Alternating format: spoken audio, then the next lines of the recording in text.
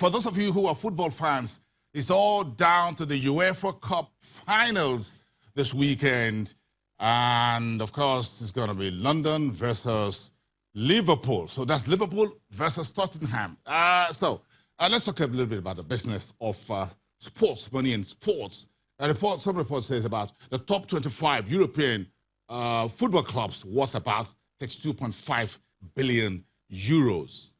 Interesting. Simon Apuse is a China TV business correspondent, one of our team in the city of London. And I'm sure it's all down to this UEFA Cup head-to-head this weekend. Simon, I'm not going to put you on the line who you're rooting for, but this is big business, as big as it can get. It's everywhere on the news. It's on everybody's face. UEFA finals.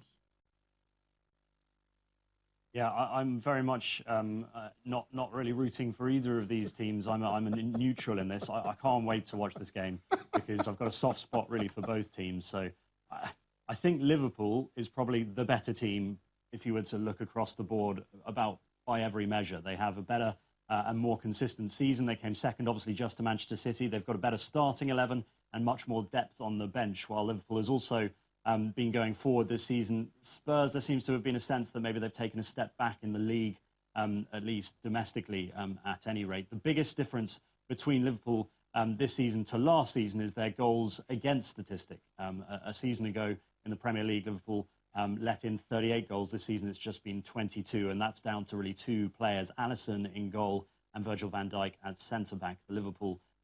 They've got a solidarity that was missing 12 months ago. On the other hand, Spurs defence allowed 39 goals in the Premier League. Liverpool can also look back at the experience they gained from playing in the Champions League final last season, albeit losing, of course, to Barcelona. But remember, Spurs versus Ajax. Remember that game just a few weeks ago. They were 3-0 down on aggregate, Tottenham, and then Lucas Moura scored that late hat-trick with the final kick of the match to win it. So we know Tottenham are capable of doing something amazing, so it's going to be really exciting to watch this game tomorrow.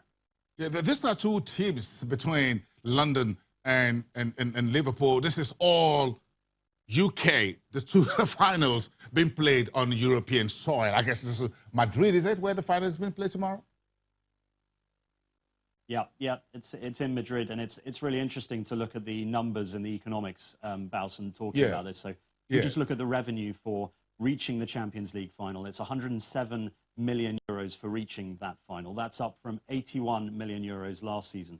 And consider the winner of the Premier League, so Manchester City, they got just 38 million pounds for that. And you can see what a large amount of money that is. It's why all of the players in squads in the Champions League get such big bonuses if they win these Champions League games. This all comes together to allow clubs to pay massive wages. Let's look at the estimated wage bill for the 2018-19 season for both clubs. Spurs spent 148 million pounds on wages last season. Liverpool spent 264 million, so you can see the difference there. Finally, let's take a look at what this game will mean for the local economy. You mentioned there the game is happening in Madrid. The Business Confederation of Madrid and the Business Union for Tourism Promotion are the two organisations that have attempted to put a kind of estimate on what the economic benefits could be for the city. The first, in an official press release, predicted that the economic impact will be 62.5 million euros for the city, while the Business Union put the number at 123 million euros, of which they say 66 million will remain in Madrid. They expect visitors to spend on average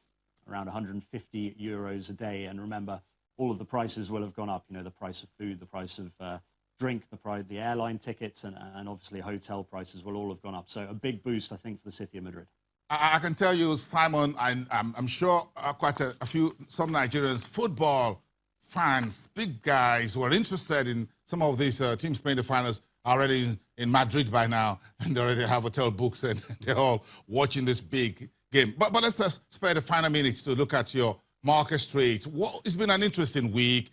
Overnight, President Trump says, well, he took his trade tariff gun and fired across the U.S. southern border at Mexico, 5% tariffs, effective later this month, and he says that could go as high as 25. 30 seconds. What's the outlook on this?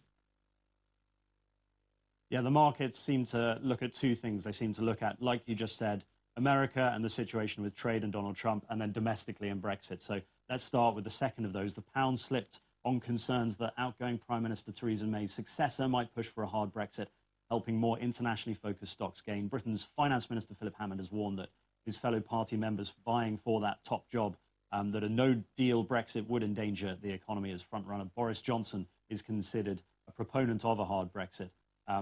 What really, I think, compounds the situation here is that the pound situation is at a point, it's hard to see in June it being any better. The month is set to be consumed by that Tory Brexit-focused leadership battle. So there's the domestic political situation here, but also the international trade view, particularly what's happening in Washington and Donald Trump. London's main stock index, the FTSE 100, fell almost 1% yesterday after the US president's threat. Simon, let's check in with you again. Which I know you guys have already been talking about. We'll be back later to look at the markets. Okay, at Tempo, Simon Pusey, thank you so much. Checking with you in the afternoon for how the markets is facing out this final trading day in the month. Thank you so much out of our London studios. Simon Pusey.